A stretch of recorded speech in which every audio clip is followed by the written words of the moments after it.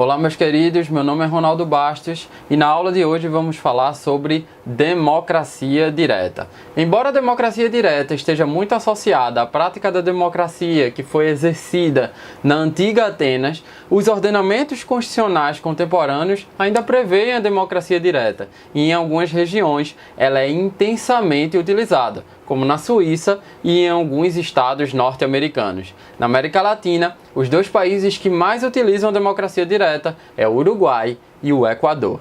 A literatura sobre o tema é bem divergente sobre os efeitos políticos do uso dos mecanismos de democracia direta, ou seja, sobre as vantagens e desvantagens que se tem em convocar o povo para a tomada de decisões políticas. Como existe uma vasta e distinta literatura sobre o tema, eu vou deixar aqui na descrição do vídeo um artigo que eu publiquei sobre os efeitos políticos do uso dos mecanismos de democracia direta no Equador. Por que o Equador? O Equador foi o país onde eu morei durante um tempo para fazer a minha pesquisa de campo e do meu doutorado. E esse artigo é o resultado da minha instância investigativa no Instituto de Altos Estudos Nacionales de Quito, né? Então, quem quiser começar a estudar esse tema ou quem quiser começar a pesquisar sobre esse tema, talvez a bibliografia desse artigo seja um bom começo, né? E como é que eu dividi esta aula? No início da aula, na primeira parte da aula, eu pretendo falar um pouco sobre a história da democracia direta e vou tentar dar um conceito para a gente poder trabalhar com esses MDDs, né? MDDs significam mecanismos de democracia direta. Na segunda parte, eu vou mostrar os tipos de democracia direta que normalmente são previstos no direito constitucional comparado. E na terceira parte eu vou falar das vantagens e das desvantagens do uso dos mecanismos de democracia direta. No final da aula, eu vou usar a minha experiência do estudo, da pesquisa acerca do Equador para mostrar que tanto as vantagens quanto as desvantagens da democracia direta nunca podem ser generalizáveis, devendo o pesquisador investigar cada caso concreto. Então é isso, pessoal. Se vocês se interessam por democracia direta, é aqui que vocês vão encontrar a informação mais atualizada do ponto de vista da ciência política e das ciências do Estado. Então, depois da vinheta, a gente começa a trabalhar.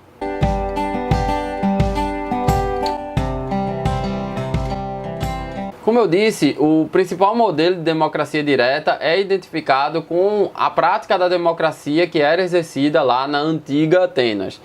No sentido segundo a qual os cidadãos eram eles próprios que escolhiam as regras jurídicas que deveriam lhes subordinar, né?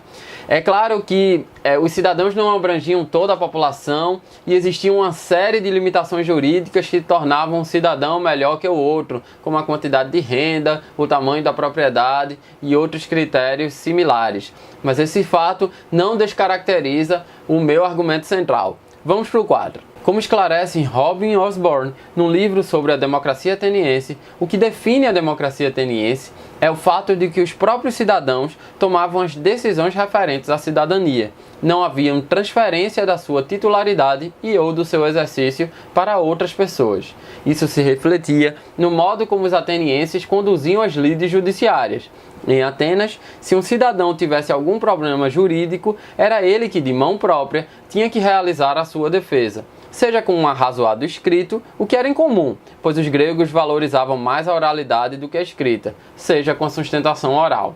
Do mesmo modo, os julgadores só poderiam ser compostos por aqueles que detinham direitos de cidadania, e por isso tinham que conhecer as leis atenienses. O cidadão era proibido por lei de convocar alguém tanto para defendê-lo quanto para substituí-lo na qualidade de jurado. Com a modernidade, porém, esse conceito de cidadania foi se ampliando, foi se universalizando e permitiu que grupos que antes estavam excluídos dos processos políticos públicos começassem a poder fazer parte da tomada das decisões políticas. Assim, aqui podemos definir os mecanismos de democracia direta como um conjunto de instituições políticas mediante a qual os cidadãos, através de um sufrágio universal e secreto, escolhem as decisões políticas que julgam a ser as mais acertadas para determinado momento histórico, desde que tais decisões não envolvam um processo regular de eleição de autoridades governamentais. Visto o conceito, vamos para os tipos de democracia direta que normalmente estão previstos no direito constitucional comparado. O tipo mais popular é justamente a consulta popular, que pode ter a forma de referendo e plebiscito. Um outro tipo de democracia direta é a iniciativa popular normativa. E um terceiro tipo que eu trago para vocês são os chamados referendos revocatórios. Bom, vou começar pela consulta popular. O que é a consulta popular? A consulta popular é uma consulta formulada aos cidadãos, quer estejam em solo nacional ou estrangeiro, para que estes deliberem sobre assuntos de conteúdo legislativo ou administrativo. Os cidadãos podem ser convocados tanto com anterioridade quanto posteriormente ao ato legislativo ou administrativo, com o fim de aprovar / rejeitar ou ratificar / não ratificar a matéria que lhe é submetida. Podem ser facultativas, quando não há obrigatoriedade jurídica da sua convocação, ou mandatórias, quando há esta obrigatoriedade. Já a iniciativa popular normativa é uma proposta de criação, reforma ou derrogação de uma legislação, quer seja constitucional ou não, ante a qualquer órgão com competência normativa, devendo ser recolhido um número mínimo de assinaturas de pessoas inscritas no registro eleitoral da jurisdição correspondente, sendo tal número variável para maior, se o objetivo for a reforma constitucional, e para menor, se o objetivo for a legislação infraconstitucional. Ou seja, se você quer reformar a Constituição, você tem que colher mais assinaturas. E se quer reformar apenas a legislação infraconstitucional, não precisa de tantas assinaturas. E esse número é sempre variável a depender da Constituição. Por fim, o referendo revocatório é uma proposta dos cidadãos de revogação do mandato das autoridades que foram eleitas pelo voto popular, devendo ser recolhido um número mínimo de assinaturas de pessoas inscritas no registro eleitoral da jurisdição correspondente. Mais uma vez, sendo tal número variável para maior, se o objetivo for a destituição do presidente da República, e para menor, em relação às autoridades públicas, às outras autoridades públicas. Um dos principais argumentos favoráveis aos mecanismos de democracia direta é que a sua utilização torna mais legítimo o sistema político, pois os cidadãos decidem por si mesmos e não através dos políticos profissionais. Isto porque, se por um lado a eleição é direta em relação à escolha dos representantes, ela é indireta em relação à tomada das decisões políticas. Como vimos no vídeo da democracia representativa, nesta democracia, a legitimação dos parlamentares é feita sempre a priori, através das eleições, e quase não há possibilidade de controle popular sobre a conduta dos parlamentares e das decisões tomadas por eles no curso do mandato. Nesse sentido, a participação popular devolveria o poder constituinte a quem é seu legítimo titular, o povo, poder este que lhe teria sido retirado pelas elites dirigentes através da lógica da democracia representativa, cujo nível de participação seria mínimo e, por isso, o poder de influência popular sobre a representação política seria equivalente a de um placebo. Somado a essa tese, muitos autores consideram que levar a democracia à rua pode gerar um maior envolvimento dos cidadãos com os assuntos públicos, o que seria um primeiro passo para superar as chamadas democracias de baixa intensidade. E assim, usar as práticas democráticas como ferramenta educativa a fim de tornar os cidadãos mais virtuosos, atentos e mais livres. Mas não é só. Os mecanismos de democracia direta podem, em circunstâncias específicas, melhorar a qualidade da própria democracia representativa. Ao investigar o caso uruguaio, que é o país que mais utiliza MDDs na América Latina, o cientista político David Waltman observou que, apesar de ser difícil medir a ameaça do seu uso, o receio da convocação de um MDD pode ser um dos fatores que conduziu a democracia uruguaia a ser uma das mais consensuais do subcontinente. Isso porque os representantes, cientes de que governam uma população que utiliza MDDs com frequência, antes preferem ceder espaço e entrar em acordo com adversários políticos do que se submeter à democracia direta, onde o resultado não é previsível e, por isso, não pode ser controlado. Também é por isso que, como defendem alguns autores, os MDDs forçam os representantes a governarem com mais eficácia. E mesmo nas democracias não consensuais, como são em gerais as democracias latino-americanas, os MDDs podem ter consequências benéficas. Em pesquisa envolvendo 10 países latinos entre 96 e 2011, a também cientista política Daiane Menezes observou que a convocação de MDDs melhora em até 9% a aprovação presidencial. E nos anos em que eles são acompanhados de eleições, este score pode chegar em até 42%, o que nos conduz à ideia de que quanto mais se permite a participação popular, mais legitimidade e apoio possui um governo. Embora, como chama a atenção o sociólogo Bassam Serrano, estas variáveis devem ser combinadas com outras, como por exemplo, a percepção popular da economia. De todo modo, como explica Charles Steele no livro Democracia, quando o Estado amplia a participação dos cidadãos nos processos políticos públicos mediante decisões mutuamente vinculantes, esta relação gera a possibilidade de um consenso contingente, isto é, uma efetiva tradução da vontade coletiva do cidadão em ações por parte do Estado. Porém, existem pelo menos 3 críticas que a literatura dirige aos mecanismos de democracia direta. A primeira crítica é que os governos só utilizam os mecanismos de democracia direta quando eles têm certeza que vão ganhar, ou seja, quando o resultado é favorável às práticas governamentais. A segunda crítica é que os mecanismos de democracia direta configuram práticas neopopulistas e constituem a melhor forma de manipular a população para, com isso, atingir os objetivos políticos do governo. E a terceira crítica é que os mecanismos de democracia direta revelam uma disputa entre elites políticas que não tem nada a ver com beneficiar a população e que, na verdade, termina por destruir a democracia representativa. Para testar essas críticas, eu vou utilizar o exemplo do Equador, que foi o país em que eu morei e realizei a minha pesquisa de campo para o meu doutorado. Eu escolhi o Equador porque ele é o país da América Latina que mais utilizou os mecanismos de democracia direta convocados pelo governo. Então, vamos lá testar essas críticas. Em relação à crítica 1, segundo a qual os governos só utilizariam os mecanismos de democracia direta quando tivessem certeza que iriam ganhar, após uma análise estatística simples, pude perceber o equívoco da sua generalização. Seguindo a pesquisa de David Waltman, percebi que a média de aprovação dos MDDs de iniciativa governamental na América Latina até 2009 é de 55,2%. Inclusive, o score de aprovação dos MDDs que vem da iniciativa popular é bem parecido, 56,2%.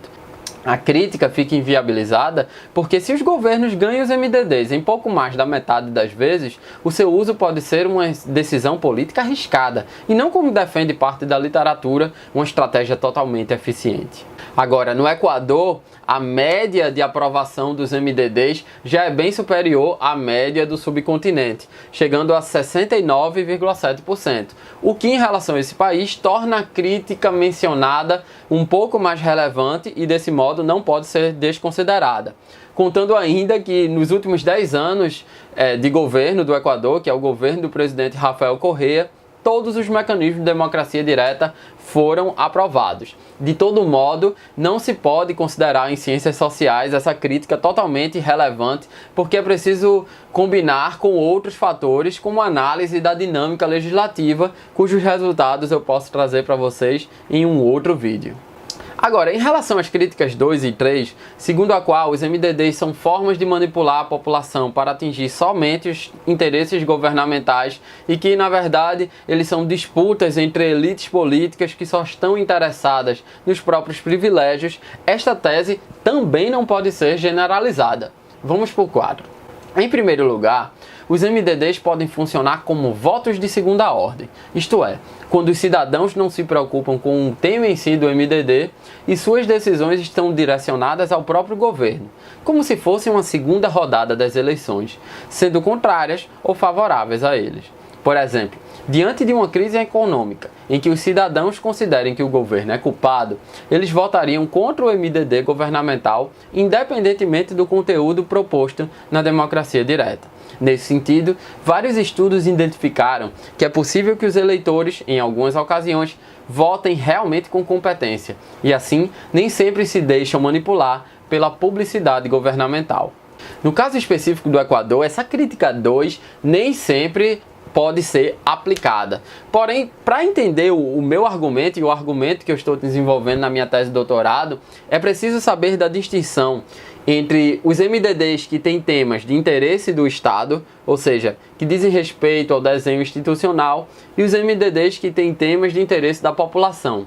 Eu considero que temas de interesse da população são aqueles temas que a população é diretamente atingida. E interesses do Estado, aqueles temas que dizem respeito ao desenho institucional do Estado e que a população é só indiretamente atingida, não diz respeito diretamente aos seus próprios interesses. Eu vou pegar os próprios mecanismos de democracia direta equatorianos para vocês entenderem um pouco o meu argumento. Vamos para o quadro. Bom, são temas de interesses do Estado, aqueles, por exemplo, relativos ao poder presidencial de dissolver o parlamento, a nomeação das autoridades judiciais pelo Supremo Tribunal e a reorganização temporária do Conselho da Magistratura. Vejam que esses temas dizem respeito ao desenho institucional e não aos interesses diretos da população.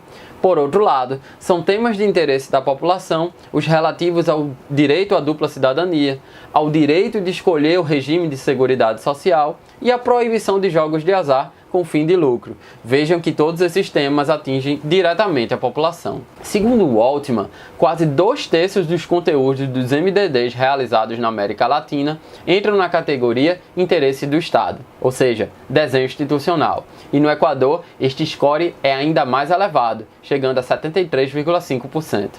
Mas esse dado deve ser contrabalanceado com os dados dos MDDs realizados no contexto do governo de Rafael Correa.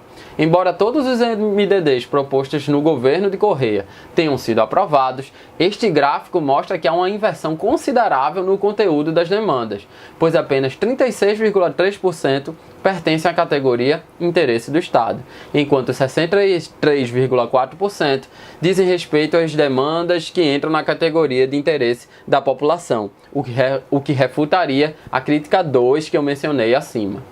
Um dado agregado é o percentual de participação popular nas votações dos MDDs equatorianos, que aumentou significativamente, saindo de scores de 58,6% e 59,2% para, a partir do governo de Correa, scores de 75,7% e 77,3%, o que pode indicar, juntamente com a preponderância de temas de interesse da população, que o governo de Correa contribuiu de fato para uma democracia de maior intensidade.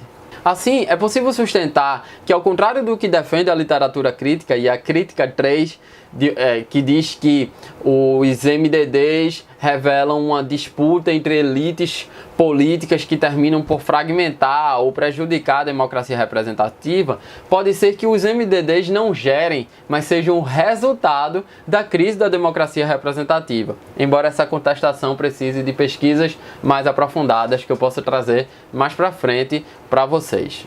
E agora uma última observação que eu quero trazer para vocês. O fato dos mecanismos de democracia direta serem usados em períodos democráticos, ou o próprio fato da democracia já vir no nome do Instituto, que é Mecanismos de Democracia Direta, não significa que esses mecanismos tenham uma utilidade exclusivamente democrática. Isto porque várias nações democráticas jamais utilizaram esses mecanismos, enquanto outras nações de matriz autoritária utilizaram grotescamente deles. Então é preciso pesquisar concretamente qual foi a dinâmica que possibilitou esse uso dos mecanismos de democracia direta e como eles foram utilizados em cada país específico. É por isso que eu foquei aqui no fato de que as críticas que a literatura dirige aos mecanismos de democracia direta não podem ser generalizáveis. Assim como as vantagens que a literatura dirige aos mecanismos de democracia direta também não podem ser generalizáveis, devendo o pesquisador investigar cada caso concreto. É isso. Espero que vocês tenham gostado desta aula um pouco extensa, mas que foi necessário trazer os dados mais atuais da ciência política sobre a democracia direta. A gente se vê numa próxima aula.